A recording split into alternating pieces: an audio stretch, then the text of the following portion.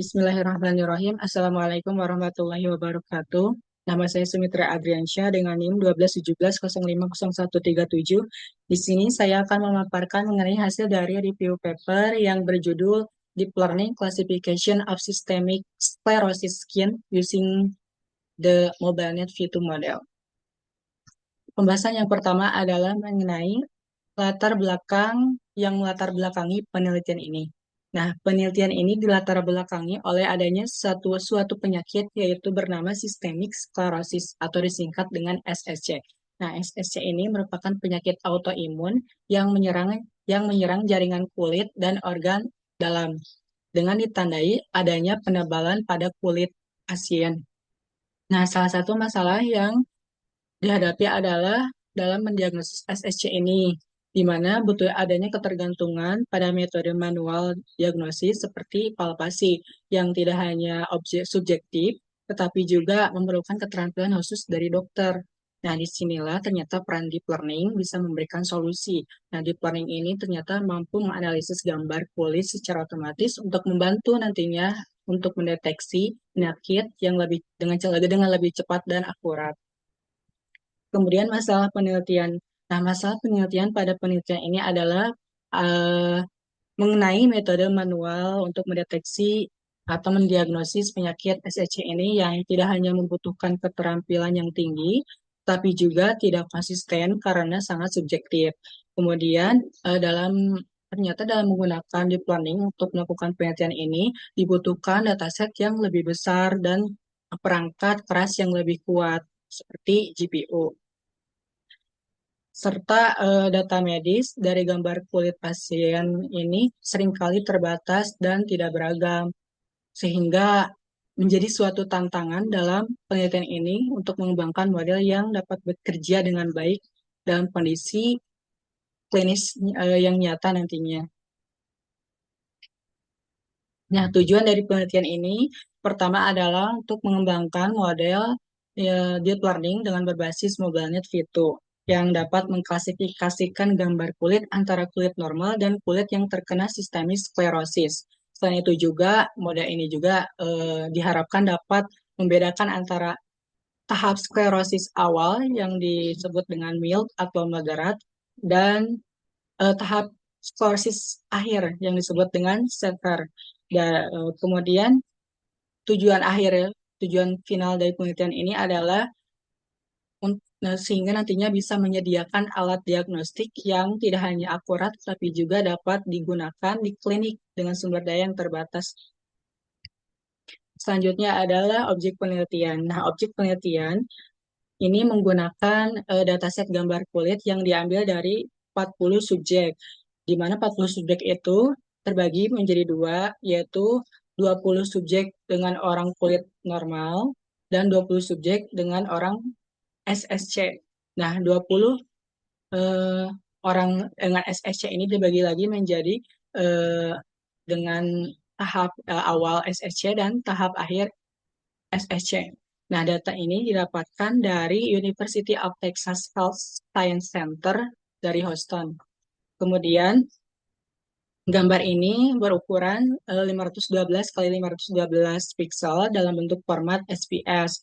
Nah, kemudian gambar tersebut dikumpulkan dan diproses agar nantinya berukuran 128 kali 128 pixel dalam bentuk format JPG dengan menggunakan ImageJ software. Selanjutnya adalah metode penelitian. Nah, metode penelitian yang digunakan adalah menggunakan model MobileNet V2, yaitu sebuah arsitektur deep learning yang ringan dan efisien. Nah, arsitektur ini ternyata dilatih dengan data yang sudah diproses. Kemudian, tahapan selanjutnya melakukan preprocessing pada data. Dilakukan dengan mengubah bentuk data, data gambar tersebut yang asalnya SPS menjadi format JPG dengan ukuran 128 kali 128 pixel. Kemudian melakukan juga augmentasi data dengan menerapkan teknik seperti clipping, cropping, dan enlarging, serta menskalakan nilai pixel tersebut dengan rentang nilai -1 dan 1. Kemudian melakukan fine tuning untuk eh, meningkatkan akurasi model dengan dilakukannya pada beberapa lapisan model. Nah, model ini kemudian akhirnya dilakukan evaluasi dengan data validasi dan pengujian untuk menilai performanya. Sehingga tahap selanjutnya atau tahap akhirnya adalah dengan membandingkan hasil antara menggunakan MobileNet V2 dengan hasil training menggunakan CNN.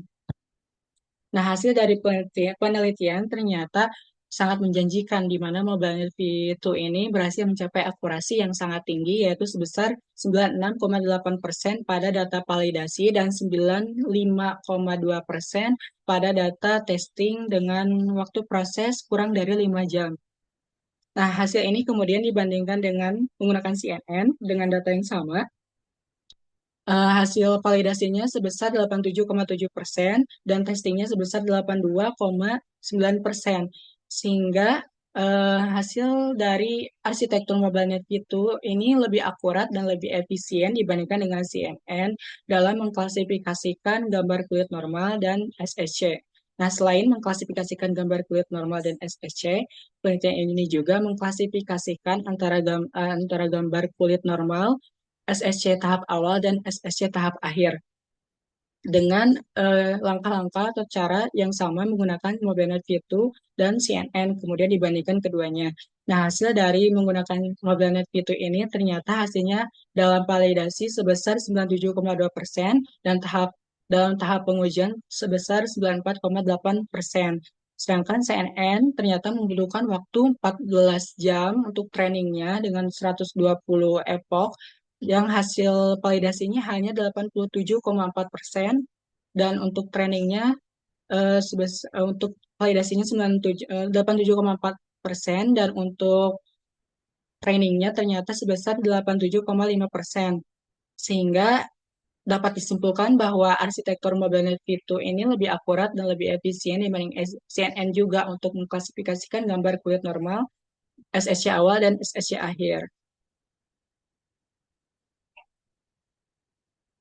Nah, kelebihan yang dapat ditarik dari penelitian pada paper ini adalah yang pertama adalah model MobileNet V2 ini ternyata sangat efisien dan dapat dijalankan tanpa memerlukan sumber daya yang besar seperti GPU yang mahal. Dengan hanya menggunakan CPU yang standar juga ternyata bisa dilakukan suatu pengujian atau suatu pengolahan data untuk kasus ini. Kedua adalah akurasi yang dicapai ternyata sangat tinggi dan baik dalam mendeteksi SEC maupun membedakan antara tahap awal dan tahap akhir dari penyakit ini. Nah, kemudian ketiga adalah model ini dapat diimplementasikan dengan mudah di klinik nantinya, sehingga dapat memberikan hasil yang lebih cepat dan akurat tanpa perlu adanya peralatan tambahan yang mahal. Atau istilah lainnya adalah memiliki potensial yang untuk diterapkan di lingkungan klinik dengan sumber daya yang terbatas. Tetapi penelitian ini juga memiliki kekurangan di mana adalah salah satunya pada dataset yang terbatas hanya mencakup 40 subjek saja, sehingga mungkin saja kurang merepresentatif untuk populasi data yang lebih besar. Selain itu, variabilitas data yang rendah juga bisa mempengaruhi generalisasi model. Nah, penelitian ini juga ternyata belum diuji dalam kondisi klinis nyata atau uji real life-nya, sehingga mungkin saja belum jelas apakah model ini bisa memberikan performa yang sama, baik di lapangan atau tidak. Nah, diskusi mengenai penelitian ini yang pertama adalah terkait dengan dataset yang jumlahnya kecil, hanya menggunakan 40 subjek saja, yang mungkin kurang memadai untuk generalisasi ke populasi yang lebih besar, sehingga dibutuhkan adanya pengujian pada dataset yang lebih beragam untuk meningkatkan kemampuan generalisasi model. Kemudian adalah saran model yang lebih stabil. Nah, pada paper sebelumnya atau paper yang lain dengan judul Computer Aided Diagnosis for Early Sign of Skin Disease, pada paper ini menggunakan model Densenet 201. Ternyata hasilnya menunjukkan hasil yang stabil dan kuat dalam mengklasifikasikan multi-class dengan karena konektivitas antar lapisan Densenet 201 ini memungkinkan untuk melakukan generasi yang lebih baik. Sehingga mungkin saja pada penelitian ini diterapkan juga mencoba untuk menggunakan Densenet 21 yang memang memiliki kelebihan dalam menangani variabilitas yang lebih tinggi dan memberikan hasil yang stabil pada dataset yang lebih besar. Untuk penelitian selanjutnya bisa saja menggunakan Densenet ini dengan dataset yang lebih besar. Nah, yang ketiga adalah potensi pengembangan penelitian, yaitu pertama adalah menggunakan model yang lebih kuat dengan Densenet 201 atau Inception V3. Nah, yang mungkin saja memberikan hasil yang lebih baik pada dataset yang lebih besar untuk penelitian selanjutnya. Atau menggabungkan MobileNet V2 ini dengan Densenet ya, bisa saja menjadi pilihan yang menarik karena menggabungkan antara efisiensi dan stabilitas. Sehingga nantinya mungkin saja memiliki hasil yang lebih baik, lebih efisien, dan lebih memiliki stabilitas yang kuat. Kemudian terakhir adalah kesimpulan. Nah, eh, kesimpulannya adalah MobileNet fitur ini adalah solusi yang efisien dan akurat untuk melakukan diagnosis sistemik sklerosis, terutama diterapkan di lingkungan dengan sumber daya yang terbatas. Tetapi ternyata masih memerlukan lebih banyak pengujian dan pengembangan untuk memastikan apakah model ini dapat bekerja di skala yang lebih besar dan beragam. Nah, saran untuk penelitian selanjutnya adalah menggunakan model yang lebih canggih seperti Densenet yang dapat menjadi pilihan untuk meningkatkan akurasi yang lebih lanjut. Mungkin sekian penjelasan mengenai review paper. Terima kasih. Wassalamualaikum warahmatullahi wabarakatuh.